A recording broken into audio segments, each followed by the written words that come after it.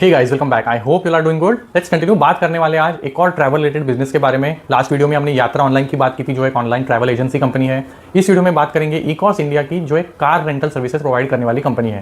तो will understand इनका business model क्या है, इनके सेगमेंट्स क्या है, जो इनको Q2 में ग्रोथ दिखा ऑलमोस्ट 34% का, and which is very good compare to जो इनका हिस्टोरिकल परफॉर्मेंस रहा है, बिटवीन 18-20% ये ग्रो करते थे। तो क्या ये ग्रोथ मोमेंटम H2 में कंटिन्यू हो सकता है क्या? Will understand that. What is the management guidance for the revenue margins, will understand that picture. ये जो इनका रेवेन्यू ग्रोथ है H1 में प्रॉफिटेबिलिटी में ट्रांसलेट नहीं हुआ था, तो व्हाट वर द फैक्टर जिसकी वजह से प्रॉफिटेबिलिटी ग्रोथ नहीं आया, और क्या ये सिनेरियो चेंज होगा इन H2? कैन प्रॉफिटेबिलिटी ग्रोथ भी बेटर इन H2? ये सारी चीज़ों को डिटेल में कवर करेंगे, कॉन कॉल के हाइलाइट्स को भी कवर करेंगे। तो लेट्स गेट स्टार्टेड। पहले तो अंडरस्टैंड करते हैं इकॉस मोबिलिटी करती क्या है। तो ये basically car rental service provide करने वाली कंपनी है, कंपेयर टू जो सारे B2C कंपनीज है, ओला है, उबर है, रैपिडो है, जो बेसिक B2C सेगमेंट में फोकस करती है। इकॉस मोबिलिटी फोकस करता है B2B सेगमेंट में। तो इनका फोकस होता है कॉर्पोरेट्स पे, उनकी जो ट्रैवल की रिक्वायरमेंट होती है यहाँ पे प्राइमरीली इनका फोकस होता है। अब इनके सेगमेंट्स क्या है, तो इनके दो मेजर सेगमेंट्स है, एक है ETS एम्प्लॉय ट्रांसपोर्टेशन सर्विसेज, और दूसरा है chauffeur driven car rental services. तो ETS में बेसिकली जो भी कॉर्पोरेट्स होते हैं, उनके एम्प्लॉयज़ को अपने घर से ऑफिस ट्रैवल करना है या फिर ऑफिस से घर ट्रैवल करना है, तो वहाँ पे जो एक कार चाहिए, एक वेल ट्रेन ड्राइवर चाहिए, एक सिक्योर्ड और सेफ एनवायरनमेंट चाहिए, ये इकोस मोबिलिटी प्रोवाइड करता है। तो इनका एक बड़ा फ्लीट है व्हीकल का, जिसमें आती है cars, luxury cars, buses, van, सब कुछ है इनके पास। तो ये जो एम्प्लॉय ट्रांसपोर्टेशन की रिक्वायरमेंट है, ये फुलफिल करता है। ऑलमोस्ट 55% जो रेवेन्यू आता है वो ETS सेगमेंट से आता है। दूसरा है ये chauffeur driven car rental services, again जिसमें अगेन ये कॉर्पोरेट्स को ही सर्व करते हैं, जो डिफरेंट तरह के इवेंट्स हैं, कॉन्फ्रेंसेस हैं, पॉइंट A से पॉइंट B किसी एम्प्लॉय को ट्रैवल करना है फॉर डिफरेंट रीजंस। तो अगेन ये कॉर्पोरेट्स की जो रिक्वायरमेंट होती है एम्प्लॉय ट्रांसपोर्टेशन की in the for different purposes, ये फुलफिल करती है for different kinds of events and conferences. इसके अलावा ये B2C सेगमेंट में भी इनका रेवेन्यू कॉन्ट्रीब्यूशन है, which is but very small, hardly 1 और 2%। देन जो गवर्नमेंट के कुछ इवेंट्स होते हैं, जैसे इन्होंने अपने कॉन्कॉल्स में मेंशन किया, जो G20 समिट्स वगैरह होते हैं, वहाँ पे ये ECOS mobility was a fleet partner. तो जो भी डेलीगेट्स को ट्रैवल करना है for different source to destination, यहाँ पे अगेन ये अपनी कार्स वगैरह प्रोवाइड करते हैं। तो इकॉस मोबिलिटी बेसिकली कार्स देता है, एक well maintain clean hygienic service देता है, वेल ट्रेन ड्राइवर होता है, इनका एक कस्टमर सपोर्ट सर्विस है, जिसकी बदौलत जो सिक्योरिटी है वो बेटर होती है कंपेयर टू अगर कोई इंडिविजुअल वेंडर है, अगर वो सर्विसेज दे रहा है, जिसकी कंपेरेटिवली इनका जो फ्लीट है वो एक डेडिकेटेड सर्विस प्रोवाइडर है, राइट। तो ये इनका बेसिक काम है। अगर इनका फ्लीट देखेंगे तो यू विल नोटिस इनके पास डिफरेंट तरह के व्हीकल्स है, premium, luxury, buses, vans, hybrids, economy, सब कुछ है इनके पास। और ये इनका जो प्रेजेंस है, यू विल नोटिस कि इनका presence majorly Tier 1 and metro cities में है, because as I mention about, ये फोकस करते हैं B2B साइड पे, राइट। तो B2B में जो कॉर्पोरेट्स है, जहाँ पे इनके ऑफिसेस है, GCC सेंटर्स है, ग्लोबल कैपेबिलिटी सेंटर जहाँ पे है, यहाँ पे इनका मेजर प्रेजेंस है, जिसमें आती है सारी Tier 1 मेट्रो सिटीज। तो यहाँ पे इनका ज़्यादा फोकस है। ऑलमोस्ट 128 सिटीज में इनका प्रेजेंस है, एंड ऑलमोस्ट 29+ ईयर का इनका एक्सपीरियंस है, एंड ऑलमोस्ट 18,000 व्हीकल का एज मेंशन इनका फ्लीट है। तो अगर रेवेन्यू देखेंगे तो आता कहाँ से, तो मेजरली इनका प्रेजेंस तो well across diversified across India है, बट जो मेजर सिटीज़ है वो कंट्रीब्यूट करती है, Bangalore, Delhi, Mumbai, very well can be anticipated. यहाँ से इनका जो मेजॉरिटी ऑफ द रेवेन्यू आता है। ये इनका अगर प्रेजेंस देखें ना, हार्डली इनका 1-1.5 साल पहले IPO आया था, अराउंड अगस्त ऑफ 2024। तभी अगर इनका प्रेजेंस देखेंगे तो 100 सिटीज़ में था। अभी 1-1.5 साल हो गया है, इनका प्रेजेंस 128 सिटीज़ में हुआ है। व्हीकल का फ्लीट साइज देखेंगे तो IPO के टाइम पे इनका फ्लीट था ऑलमोस्ट 12,000 व्हीकल्स का। 1-1.5 साल बाद इनका फ्लीट साइज कहाँ पहुंचा है, 18,000 पे। तो बेसिकली इन्होंने 1-1.25 साल में अपना जो फ्लीट है उसको 50% से ऑगमेंट किया है। तो सी अगर आपको रेवेन्यू ग्रोथ करना है तो दो तरीके हैं, आप अपना फ्लीट बढ़ाओ, जो कार्स है आपके पास, बसेस है, उनका जो फ्लीट है उनको ग्रो करो, वो जितनी सारी ट्रिप्स करेंगी जितना वॉल्यूम ग्रोथ आएगा। एंड दूसरा है वैल्यू ग्रोथ, अगर आप जो भी प्राइसिंग दे रहे हो वो अगर बढ़ा सकते हो तो वहाँ से वैल्यू ग्रोथ आएगा। तो इसेंशियली इन्होंने एक काम तो अच्छा किया है, अपना फ्लीट है उसको अच्छे से स्ट्रेंथन किया है ओवर लास्ट 1.5 ईयर, तो विच इज़ गुड। अब ये फ्लीट साइज जो है ना, इनका स्प्लिट देखेंगे तो ये फोकस करते हैं एसेट लाइट मॉडल पे। तो बेसिकली इनकी जो खुद की गाड़ियाँ है, पूरे 18,000 फ्लीट में इनकी खुद की गाड़ियाँ हार्डली 1,000 है। तो बेसिकली इनकी खुद की गाड़ियाँ hardly 5% of the total vehicles है। 95% जो वॉल्यूम है गाड़ियाँ जो है ना इनका, वो है वेंडर बेस। तो बेसिकली जो ड्राइवर कम ओनर्स होते हैं, इनको ये अपने प्लेटफॉर्म पे ऑनबोर्ड करते हैं, एंड देन वही जो सारे एट्रीब्यूट्स, क्लीन, सेफ एनवायरनमेंट, एक वेल मेंटेन गाड़ी, वेल ट्रेन ड्राइवर, ये सारा जो एनवायरनमेंट है, ये अपना जो सर्विसेज है ये प्रोवाइड करते हैं। अब ये डिफरेंट कैसे है, तो इन्होंने अगेन अपने PPT में सारी चीज़ें मेंशन की है। जो डेडिकेटेड फ्लीट है इनका, कोई और जहाँ पे ये फोकस नहीं करते। लाइक अगर आप इंडिविजुअल किसी वेंडर को एज्यूम करेंगे जो आइसोलेटेड ऑपरेट कर रहा है, तो जिसको जहाँ पे बेटर ऑफर कुछ टूर पैकेज मिल गया तो वो वहाँ पे चला जाएगा, राइट। तो फिर इकॉस फोकस डेडिकेटेड करता है B2B में, जहाँ पे उसको पता है कि B2B की जो रिक्वायरमेंट है डेली जितना उसको व्हीकल चाहिए इकॉस वो प्रोवाइड कर सकता है। तो वेंडर कंपेयर टू वेंडर इकॉस कोई भी कॉर्पोरेट के लिए एक रिलायबल पार्टनर होता है, राइट। और फिर इनका एक टेक्नोलॉजी प्लेटफॉर्म भी है जो फ्लीट मैनेजमेंट सॉल्यूशन प्रोवाइड इनके पास है, जिसकी बदौलत ये व्हीकल को ट्रैक करते हैं। इनका एक रिलायबल कस्टमर सपोर्ट सर्विस भी है। अगर कुछ अनफॉर्चुनेट इंसिडेंट होता है सिचुएशन में मिटिगेट करने की इनके ऑलरेडी जो प्रोसेसेस है वो सारे इन प्लेस है। तो अगर किसी आप कॉर्पोरेट के एंगल से सोचेंगे तो उसके लिए भी एक जब इकॉस जैसा एक पैन इंडिया प्लेयर जिसका इतना बड़ा फ्लीट जो अगर उनके साथ अगर आप टाई अप करते हो तो आपके लिए भी बेटर होता है, बिकॉज 10 डिफरेंट वेंडर से कॉन्टैक्ट करना, उनके साथ कोऑर्डिनेट करना is always a challenging task. Compare to अगर आप इकॉस को ऑनबोर्ड कर लेते हो तो आपका एक पार्टनरशिप बनता है। तो अगर आप इकॉस का पीपीटी देखेंगे ना तो इन्होंने कंसिस्टेंटली मेंशन किया है इनका जो क्लाइंट के साथ टेन्योर है ना वो काफी स्ट्रॉन्ग हुआ है over a period, and consistently इन्होंने मेंटेन भी किया है। तो ऑलमोस्ट 60% क्लाइंट है जिनके साथ इनका पार्टनरशिप मोर देन 5 ईयर्स का रहा है। अब ये इसलिए अचीव कर पाए हैं बिकॉज इनका सर्विस क्वालिटी अच्छा रहा है और जो गाड़ियाँ वगैरह है जो फ्लीट है ये कॉन्स्टेंटली इन्होंने मेंटेन किया हुआ है जैसा रिक्वायरमेंट है B2B का, जिस स्टैंडर्ड का उनको सर्विस चाहिए, तो ये उसी की वजह से अचीव हो पाया है। तो अभी अगर कुछ और एट्रीब्यूट्स की बात करें, जैसे इनका जो एप्लीकेशन है, इनका कस्टमर एप्लीकेशन है, वेबसाइट है, देन इनके APIs भी अवेलेबल है। तो कॉर्पोरेट्स इन APIs का यूज़ करके सीमलेसली इनके जो व्हीकल की रिक्वायरमेंट होगी, बुकिंग होगी, ये कर सकते हैं। तो इनका टेक प्लेटफॉर्म पे काफ़ी फोकस रहा है। ये सारे प्रोसेसेस इन्होंने ओवर अ पीरियड स्ट्रेंथन किए हुए हैं, जिसकी वजह से जो इनका बिजनेस है वो स्मूथली विदाउट मच इंटरवेंशन और विदाउट हेड काउंट्स ये स्मूथली रन हो सकता है। तो जिसकी वजह से इफिशियंसीज भी बिल्ड होती है। तो ये सारी चीज़ें अच्छी है इकॉस के बारे में। अब से अगर इनका कंपटीशन देखेंगे तो इनको आप कंपेयर नहीं कर सकते ओला उबेर वगैरह से जो फोकस करती है B2C साइड पे। तो इनका मेन बोर्ड में ऐसा कोई लिस्टेड पेयर नहीं है, बट SME साइड में 2-3 कुछ कंपनीज हैं, जैसे WTI कैब्स है, OSFM है। तो ये सारी कुछ SME कंपनीज है जो इनकी पेयर कंपनीज है, रिलेटिवली सिमिलर सेगमेंट में ऑपरेट करती है, but again focus is different. तो WTI का अगर आप देखेंगे तो एम्प्लॉय ट्रांसपोर्टेशन सर्विस का कंट्रीब्यूशन हार्डली 25% का है। There quite other segment that they operate into, और इनका मॉडल भी अलग है। WTI फोकस करता है खुद की गाड़ियां ओन परचेस करने में, तो उनका थोड़ा एसेट हेवी बिजनेस मॉडल है। तो इकॉस का as such direct similarly approach वाला कोई एज सच कॉम्पिटिटर नहीं है, बट देन SME साइड पे कुछ 2-3 कंपनीज है। अब अगर मार्केट साइज देखेंगे और ये ग्रो कैसे हो रहा है, तो जो इनके दोनों सेगमेंट है, be it employ transportation service या फिर ये जो car chauffeur driven car rental services है, market size is growing at a healthy pace. तो 12% से ऑलमोस्ट 14% के रेंज में ये दोनों सेगमेंट ग्रो हो रहे हैं। जैसे नए नए MNCs आ रहे हैं, ऑफिसेस खुल रहे हैं, नए नए GCCs खुल रहे हैं, तो ये सारी जो रिक्वायरमेंट होती है किसी क्लाइंट की कि भाई उनको ये एम्प्लॉय ट्रांसपोर्टेशन सर्विसेज चाहिए या फिर किसी इवेंट के लिए कार सर्विस चाहिए, तो वहाँ पे इकॉस जैसी जो एक पैन इंडिया प्लेयर है ना वो गेन करती है। तो इनका फोकस होता है आइदर क्लाइंट को ऑनबोर्ड करो, आप जितने सारे नए क्लाइंट्स को ऑनबोर्ड करेंगे वो रेवेन्यू ग्रोथ को ड्राइव करेगा, एंड जो क्लाइंट है ना उसका added wallet share constantly gain करते रहो। तो ये 2 प्राइम एस्पेक्ट रहे, एंड ऑब्वियसली ये ज्योग्राफी वाइज पे एक्सपेंशन कर ही रहे।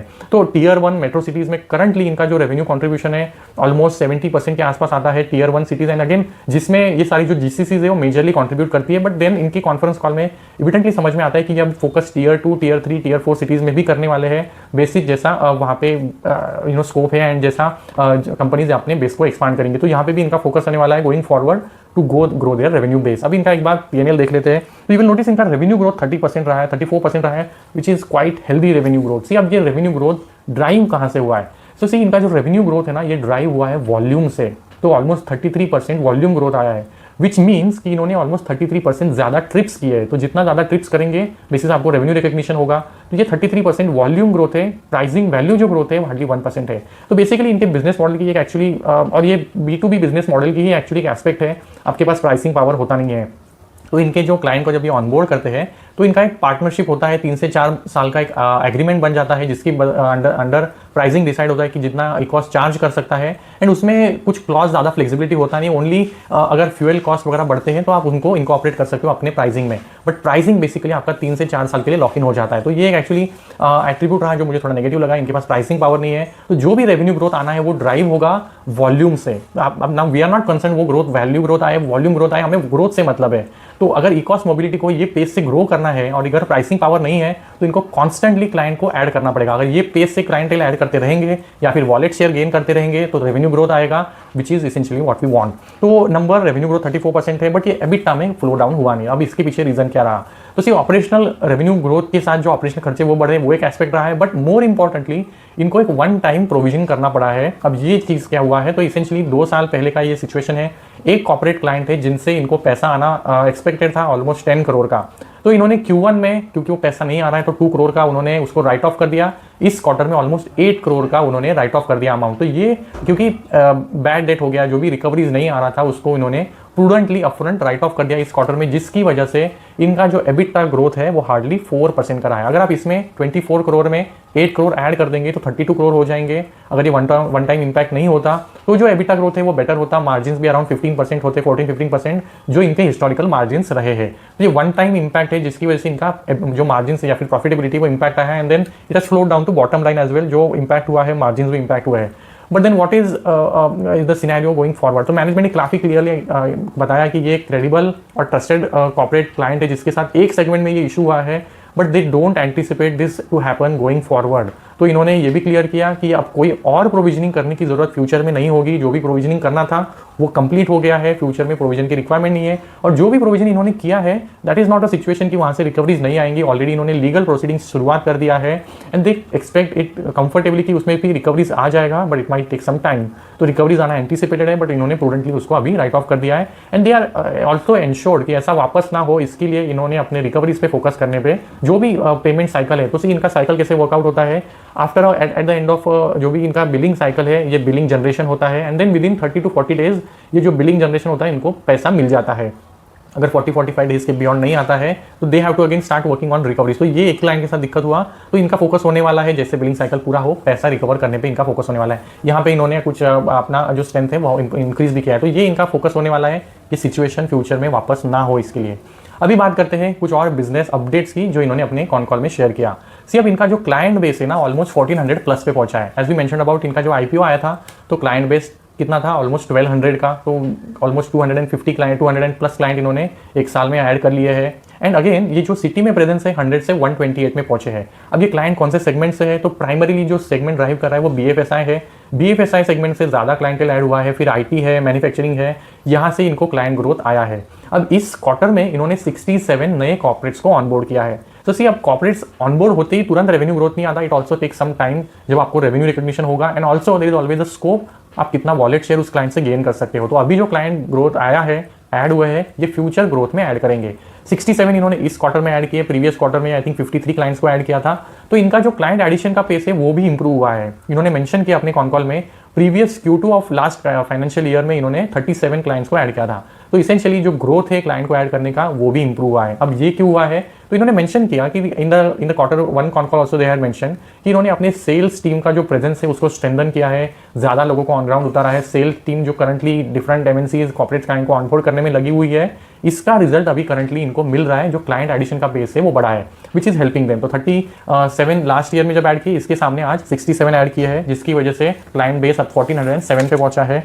अब ये जो फ्लीट है जिसकी हमने तो ऑलरेडी बात कर ली 18,000 पे पहुंचा है। ये क्वार्टर में इन्होंने 3200 नई गाड़ियों को ऐड किया, again majority of which is driven by जो इन्होंने वेंडर्स को ऑनबोर्ड किया है। खुद की गाड़ियां ज्यादा नहीं है, तो इन्होंने उसका भी जिक्र किया। 18 करोड़ का कैपेक्स किया है, जिसमें से 17 करोड़ इन्होंने कुछ नई गाड़ियां वगैरह परचेस करने में यूज किया है। तो जिसकी बदौलत इनका जो खुद का व्हीकल का स्ट्रेंथ है वो 1000 पे पहुंचा है, बाकी 95% जो वेंडर वाइज्ड है। अब वॉल्यूम ग्रोथ की हमने बात कर ली, 33% करा है। अब रेवेन्यू मिक्स कैसा है, तो जो मैंने बात किया 55 का ना, जो ईटीएस कॉन्ट्रीब्यूशन करता है वो 59 पे पहुंचा है। बिकॉज ये जो करंट H1 होता है ना, ये थोड़ा सीजनल इंपैक्ट भी है इनके बिजनेस में। तो जो सारे इवेंट्स है, कॉन्फ्रेंसेस है, ये सारा होता है H2 में।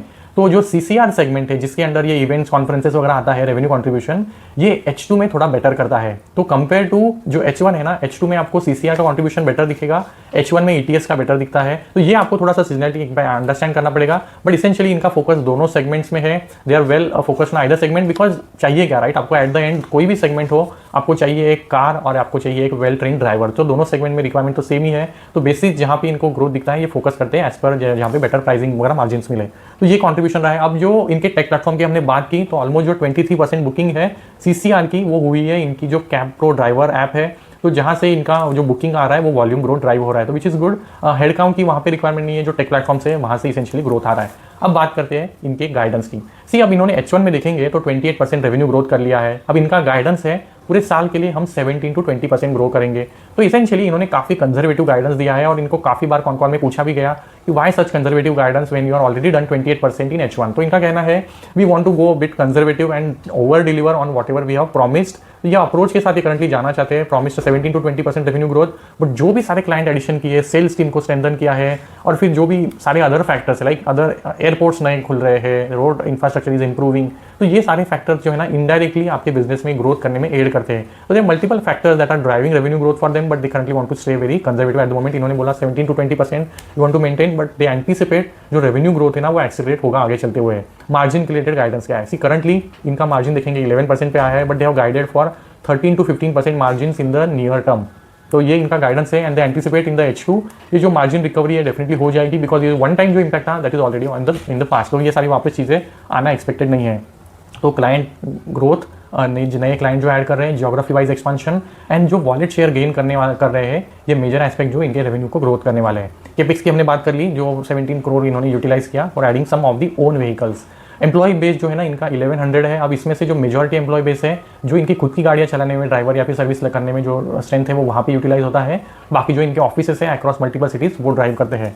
अब जो कंट्रीब्यूशन है, as I mention, GCCs they contribute almost 66% to their revenue. International और जो अभी दे मेंशन अबाउट 30 कंट्रीज में इनका प्रेजेंस है, बट हैविंग सेड दैट इनका जो रेवेन्यू कंट्रीब्यूशन है इंटरनेशनल सेगमेंट से दैट इज हार्डली 1%। तो there is still good scope for them, and they mention about it we are going to focus on the international markets as well. Currently उसका contribution काफी छोटा है, even B2C contribution is very small, hardly 1 or 2%। तो these are some of the segments जहाँ पे ये focus करने वाले हैं गोइंग फॉरवर्ड एज वेल, जो इनके रेवेन्यू ग्रोथ को एड करने वाले हैं। सी अब if you are tracking this space ना, यहाँ पे अब गवर्नमेंट का एक भारत टैक्सी ऐप आने वाला है, जिसके बदौलत होने क्या वाला है, ये जो कस्टमर को सपोज पॉइंट A से पॉइंट B में ट्रैवल करना है, तो उसको एक अच्छी सर्विस मिल सके, जो एक रिलायबल सर्विस हो। ऐसा ना हो कि भाई ड्राइवर ने एक्सेप्ट करके फिर कैंसिल कर दिया, या फिर सर्च प्राइसिंग और क्लीन कैब नहीं, ये सारे जो प्रॉब्लम को फेस करता है वो ओला उबर के साथ। ये प्रॉब्लम्स को टैकल करने के लिए कोऑपरेटिव एजेंसीज के थ्रू इन्होंने ये भारत टैक्सी ऐप लॉन्च किया है, जिसका currently test phase, trial phase कुछ रीजन्स में चल रहा है, और इसका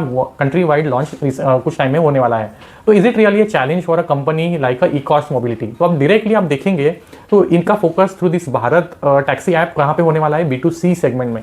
तो जो ओला उबर है इनके लिए डायरेक्ट कंपटीशन है, बिकॉज एम ही वही था कि अगर ये सर्विस अच्छा प्रोवाइड नहीं कर रही, और जो ड्राइवर है उसको भी तो मोनेटाइजेशन ठीक से नहीं हो रहा, ऑलमोस्ट 25-30% कमीशन ये सारे ऐप ले लेते हैं। तो जो भारत टैक्सी ऐप है उसमें एसेंशियली कोई कमीशन ही नहीं होगा, ऐसा इनका कहना है। तो करंटली ये टेस्ट फेज में है, अब रियली ये वर्कआउट होगा नहीं होगा, इसका सक्सेस रेट कितना होगा, currently we don't know about that. But ये क्या डायरेक्टली ई-कॉस्ट मोबिलिटी के बिजनेस में डायरेक्टली इम्पैक्ट करेगा? Probably the answer is no, because पहले तो सेगमेंट अलग है, B2B में ई-कॉस्ट मोबिलिटी फोकस करती है। बट अगर एज्यूम करें एक एस्पेक्ट जो इनके बिजनेस में relatively can impact is, suppose कोई वेंडर है जो करंटली ई-कॉस्ट मोबिलिटी के साथ कनेक्टेड है, ई-कॉस्ट मोबिलिटी के साथ वो पार्टनर करके सर्विस प्रोवाइड कर रहा है। कल अगर वो वेंडर सोचे कि भाई मैं अगर मेरा टाइम और एनर्जी मेरे व्हीकल फ्लीट को अगर मैं ई-कॉस्ट के साथ ऑपरेट करके अगर मैं कुछ पैसा कमा रहा हूँ, और अगर मुझे बेटर मार्जिन्स मिल रहे हैं, बेटर रेवेन्यू रिकग्निशन मुझे भारत टैक्सी ऐप में हो रहा है, तो वो शायद स्विच कर सकता है फ्रॉम ई-कॉस्ट mobility to Bharat taxi app. तो ये एक सिर्फ एस्पेक्ट है जो थ्रेट है। अगर ये भारत टैक्सी ऐप सच में सक्सेस होता है तो इस तरह से ई-कॉस्ट मोबिलिटी के लिए एक चैलेंज जनरेट हो सकता है। But currently it is very early to talk about that, and obviously जब Q3 के रिजल्ट्स आएंगे एंड कॉन कॉल होगा तो इसका हमें बेटर क्लैरिटी अंडरस्टैंडिंग आ जाएगा। तो will keep tracking about the company and the business. Guidance इनका कंजर्वेटिव है, they aspire to do much better than that. Aspect जो एक नेगेटिव है, इनके पास प्राइसिंग पावर बिल्कुल भी नहीं है, तो जो भी ग्रोथ आना है वो वॉल्यूम ड्रिवन होगा। तो अगर ये क्लाइंट को ऐड करते रहे, नई ज्योग्राफीज में जाते रहे, वॉल्यूम ग्रोथ लाते रहे, तो ग्रोथ ड्राइव होगा, नहीं तो फिर ये ग्रोथ आपको स्टैग्नेट होते हुए दिखेगा। और कोई भी एक्सटर्नल इवेंट्स होते हैं like a situation like Covid जैसा, अगर कभी भी फ्यूचर में कोई आला सिचुएशन जनरेट होता है, अगर होता है ना, तो इनके बिजनेस में उसका डायरेक्ट इंपैक्ट आता है। तो ये सारे कुछ एस्पेक्ट है, नेगेटिव एस्पेक्ट भी है जो आपको ध्यान में रखना है बिफोर टेकिंग एनी कॉल। तो will keep and it here. Q3 में हम रिजल्ट्स के बाद वापस ट्रैक करेंगे। Let me know your queries, address those in the upcoming video. Thank you so much.